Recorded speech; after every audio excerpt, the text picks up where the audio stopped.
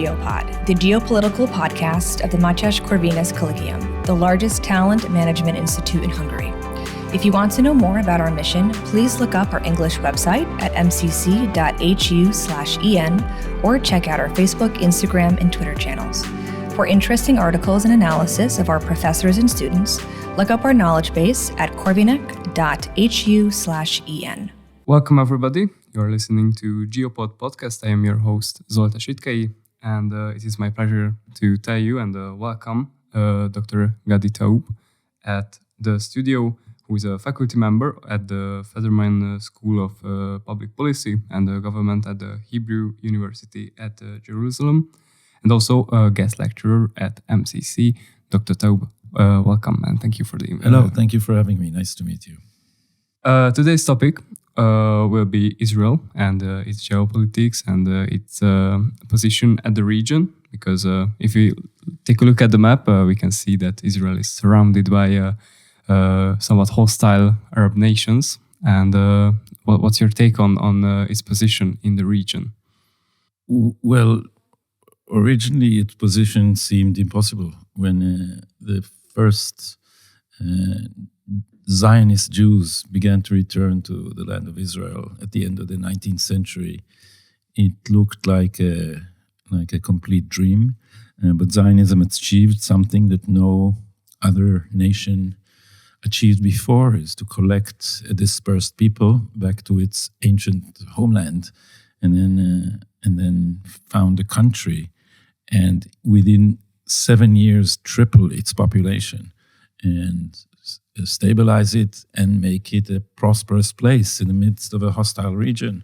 After a bloody war of independence, Israel now has Western European GDP per capita, despite its enormous investments in security, and is a high-tech superpower. And so we can look back with satisfaction.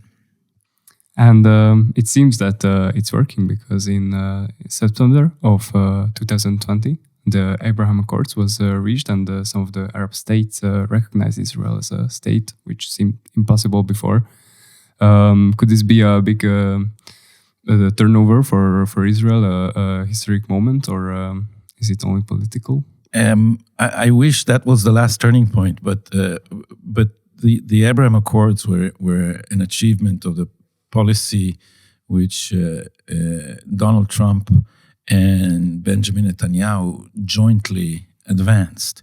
And when I interviewed former Secretary of State Mike Pompeo on my podcast and asked him what the policy of the United States was under the Donald Trump administration, he said it had 3 pillars.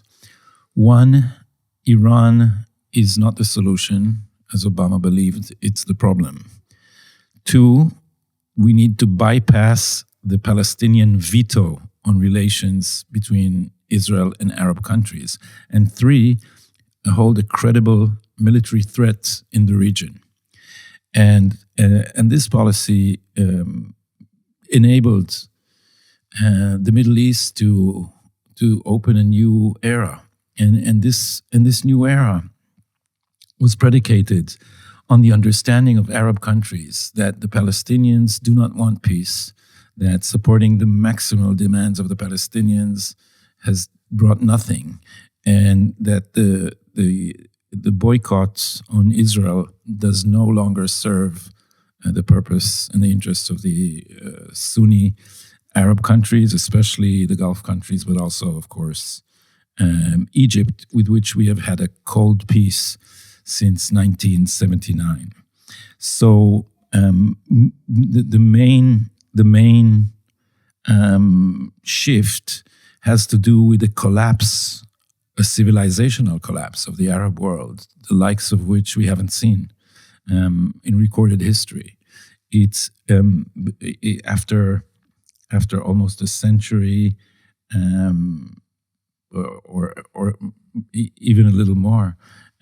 We've been through different principles of political order in the Arab world, and none of them survived, from monarchies to Arab socialism to pan-Arabism to political Islam to nationalism. Nothing managed to hold. And in 2011, what was called the Arab Spring and turned out to be the Islamic Winter, what we saw is the collapse of nation states. And we had a clear demonstration that Bernard Lewis, the great Arabist, the great Orientalist and historian, said that there are only 4 nation states in the Middle East: Egypt, Israel, Turkey, and Iran. All the rest, he said, are tribes with flags. And that's what we saw in the Arab Spring, that nation states were artificial creatures in the Arab world, and they collapsed. So the whole region is political lava. There is nothing stable and no principle of order except tribalism. And so into that void, the Iranians came in and tried to establish themselves as a hegemonic power in the region. And they're very successful. It's not an Arab country. It's a Farsi country. It has a very long cultural tradition and also a very long diplomatic tradition of cheating everybody, and it has a greater sense of pride and confidence.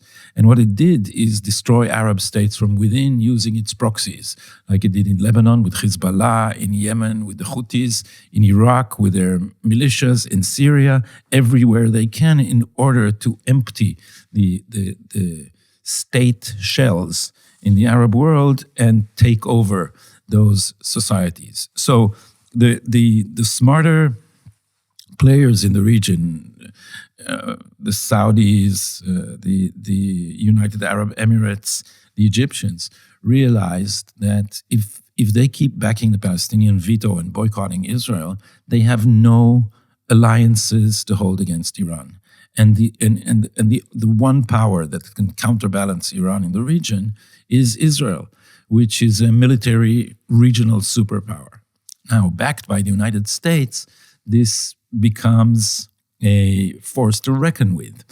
And I think that one of the turning points for the Arab countries was a move by Benjamin Netanyahu, which seemed at the time, or to me too, seemed like a crazy gamble. When Obama was negotiating the Iran peace deal, Benjamin Netanyahu went behind the president's back and, in defiance of the president's will, to speak to 2 houses of Congress in a joint session, a very successful speech. He got a standing ovation, but Israelis were shocked and scared. Are you going to get us into direct conflict with an American president? But what it demonstrated to the region is that if America can't be trusted, because when you have a democratic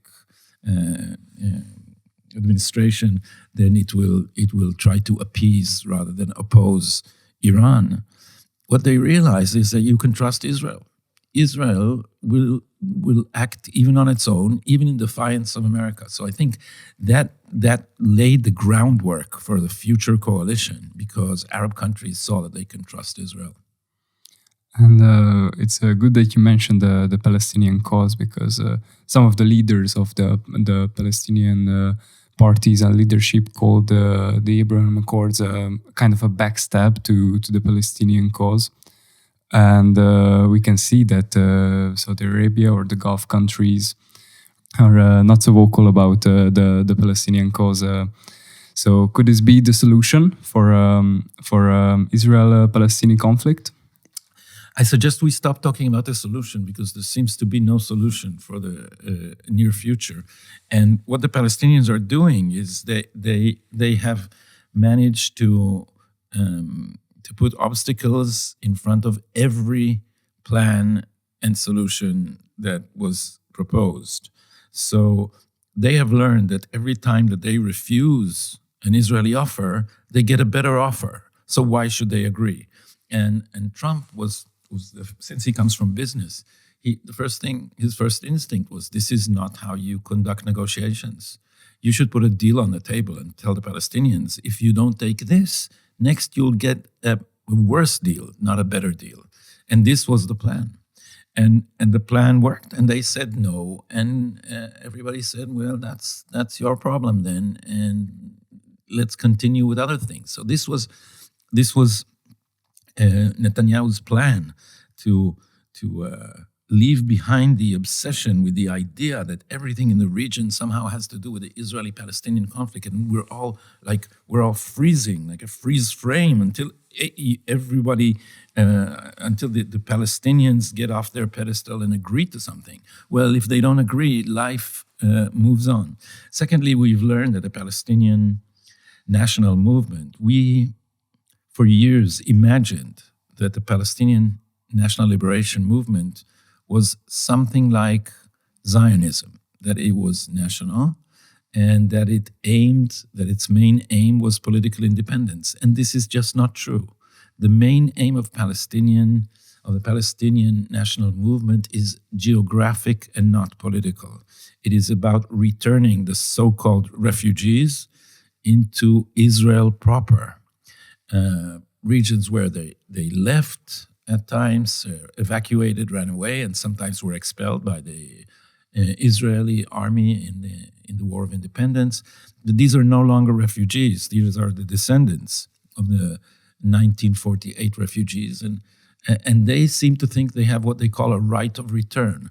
You're European, you know that the populations were moved here by wars, especially after they lost wars, and no one here demands the return of descendants of refugees to where they left.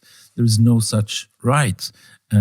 They started a war against us, a war of genocide. They lost the war, and we don't need to offer them our sovereignty as a compensation for their folly. So if you look at what is in their minds, the obstacle to peace is the existence of Israel. They want to return the Palestinian diaspora. The actual refugees of the 48 war were about 700,000. Now there are about 5 million descendants to these refugees living in countries around us. If all these people were to return, as they call it, to Israel proper, this would mean that Jews would not be a majority in their own country. For a long time, I said, we have a law of return, like Hungary. Hungary does too. So ethnic Jews, or culturally, it's complicated because we have like you, I think, a grandfather clause. So if you have one grandparent that is Jewish, you can get automatic citizenship in Israel. So for a long time, I thought, okay, they can have a law of return to their part of the land, which was the original plan of partition in 1947. So the diaspora can come back home to a Palestinian state and get citizenship there. But that's not what they want. And I no longer support this because our experience showed that after leaving Gaza in August of 2005, we saw that what we got in return was not nation building, Palestinian nation building, but the turning of Gaza into a Hamastan, a base for terror attacks on Israel and rockets. So you know, I don't know how many of our listeners do, but you know the map. So if you know the map of Israel, you know that the Palestinian territories in Judea and Samaria, where the Palestinian state was supposed to be, or the main bulk of it, are on a mountain range overlooking the coast of Israel. And the width of Israel between the coast, where I live, by the way, between the beach and the foothills of Samaria, is at the narrowest point 14 kilometers. So we can't have a mountain range overlooking this short strip where the bulk of our population is concentrated, being under the range of even the simplest rocket. So we just can't have that. So there's no point in talking about a solution until the Palestinians change their national goal from killing us to their own independence.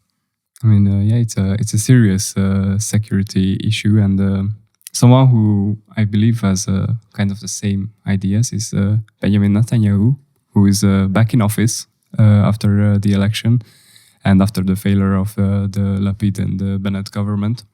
I don't know if you saw, but Viktor Orban on Twitter posted a picture of himself with Netanyahu's new autobiography. He's all smiles. So I reckon Mr. Orban is also happy that Bibi is back in charge. I mean, lately the Hungarian and the Israeli government is getting quite close, also in the purchase of military technology.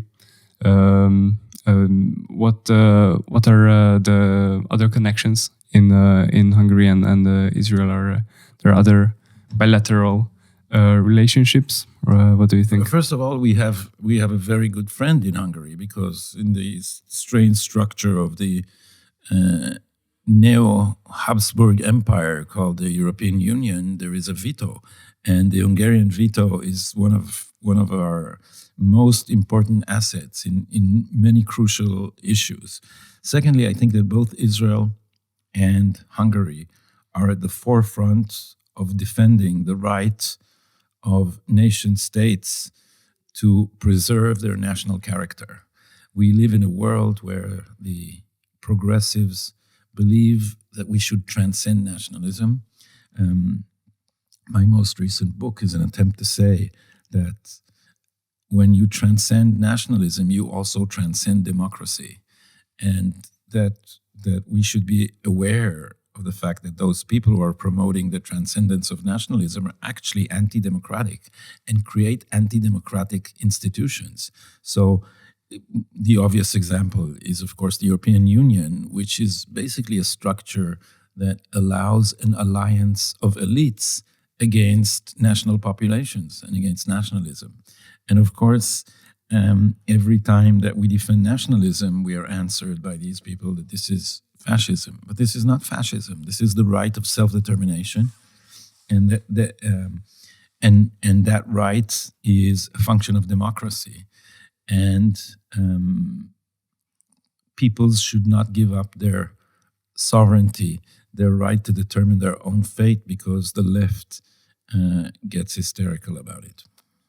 And in this topic, I think I heard you saying that in Israel, the right and the left wing kind of disappeared and became who is nationalist and who is not. Is that right? Or yeah, I think they've not completely disappeared. Although it is not clear what the left stands for in traditional terms, because it's no longer exactly socialist. Part of it is actually individualist and liberal, and it can no longer offer a peace process, although it portrays itself as more dovish, while the left is more hawkish and aware of security issues. But you're right to say, and this is these are the deeper changes that are not immediately obvious to those who are not well versed in what's happening in the region or in Israel proper, is that the progressive left has become internationalist. So there's not going to be a European Union in the Middle East. Nobody in Israel is suggesting that we create a common structure with the Arab countries around us. But what these people are striving for is a non-Jewish, non-national state. And as I said, the attacks on nationalism are actually an attack on democracy. And you can see this very clearly if you ask, how can Israel be turned into a non-Jewish state? And just let me remind you that Israel is Jewish in its national character, not in its religion. We don't have a state religion. We don't have a state church.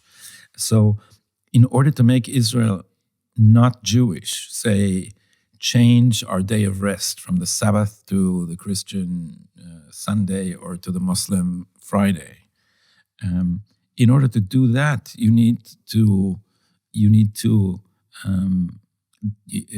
impose it from above, because as long as you have a majority and a general right to vote, the majority will vote for Hebrew to be our first official language, the Sabbath to be our day of rest, Jewish holidays to be our calendar of school holidays, and Jewish symbols to be the inspiration for the formation of our public sphere. So the only way to make Israel non-Jewish in its national character is to impose it from above. So, would you say that the globalist elite or the progressive left is a bigger threat to Israel than Arab states? Well, I don't think. I think that the frightening thing is the alliance, because if you look at this internationalist and progressive left and its general outlook, its general reverence of victimhood, its moral map of the world, its political map of the world. This is Edward Said and Barack Obama, who's Said's most talented and influential student. So these people are going to bow down before Iran and let the Iranians have a military nuclear program, and they're going to step on the heads of their allies, which are Saudi Arabia, Jordan, Egypt, and Israel. And this is the same internationalist elite that is obsessed with climate change, that is hostile to all national leaders, that portrays your prime minister as a fascist, our prime minister as a fascist in the making, and supports multiculturalism, which means that only minorities have a right to their cultural identity, while if the majority demands its own right to defend its own identity, well, that's fascism. So somehow the minorities have rights that majorities don't have, and somehow the most brutal racist cultures are now embraced. So progressivism is basically an autoimmune disease in which the West is committing suicide. And in Israel, you have a very strong reality check on such ideas, because we are in a serious, it's not a theoretical thing that somewhere in the future Europe will have, I don't know, a Muslim majority. It's we live in a region where buses are exploding, wars are ignited regularly, and fighting for our identity doesn't mean fighting only in the realm of ideas. We actually need guns. And I can imagine the hardship of being allied of the United States, because with Trump, the Israeli-U.S. ties was very strong, but now we have Biden in office, who is very opposed to the politics of Trump and be part of the progressive left that you mentioned. Exactly. Biden is, this is the third Obama administration, basically. Obama's people are running the show. Biden, as I heard one political advisor to a senior American politician told me in a background briefing, he said, practically speaking, there's no such thing as Joe Biden. And so the Obama people are running the show. And look how progressivism is. Supposedly, they are the anti-racist party, right? They're the protectors of minorities and gays and whatnot. But there is now a women's uprising in Iran against the hijab, the head cover.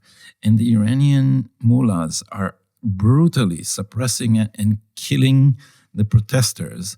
And Biden is turning his head and looking the other way, all in the name of progress. So these people are terrible. They're terrible morally. They're terrible politically. They're terrible for peace in the region. And let me remind you that when the Iranians were promoting their violence through their proxies, Trump just took down Qasem Soleimani, the head of the Revolutionary Guard in Iran. So the way to treat these bullies are with a show of force, not with attempting to flatter them. And what Biden is now trying to do, and we can see it all over, because he imposed on Israel a new sea border with Lebanon, which now gives Hezbollah access to natural gas in the sea, where it didn't have it before because this territory was supposed to be Israel's. But he showed that he can. It was the Lapid government. I don't think he could have done it to Netanyahu, but he managed to show how he can force Lapid's hand. Now, look at the region in general, and you'll see he did the same thing to the Saudis.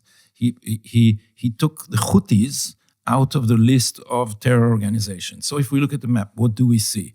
Biden is demonstrating to Iran that he can step on the heads of his own allies and force them to capitulate before Hezbollah and the Houthis, which are both Iran proxies. So now, in the midst of the revolution, Biden cannot move forward with renewing the terrible nuclear deal, but he can signal to the Iranians that he's ready to make more concessions to them, and this is what he's doing.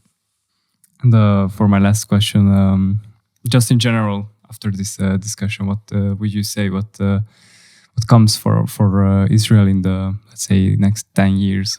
What's the prospect of Israel?